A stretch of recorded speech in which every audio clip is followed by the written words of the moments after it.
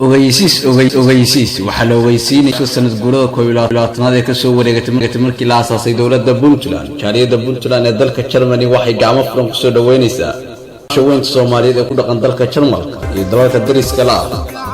Xafladan waxaa ka soo qayb galaya wafuud badan oo kala imaanaysa daafaha dunida, mas'uuliyiin reer Puntland ah, madaxda jaaliyada BDF Germany. munaasabadaas oo lagu casuumay fanaanka weyn ee reer America Cabdicasiis Iskaraaji. sidoo kale waxaan ka maqnaynaa halka fanaaniinta reer Jarmal. xafladaas oo dhici doonta 10 bisha Agost sanadkan aynu ku jirno 2019. wixii faahfaahin inta dheer waxaa kala xiriiri kartaa nambaradan hoos ku qoran. sidaas iyo ka soo qayb gal wanaagsan.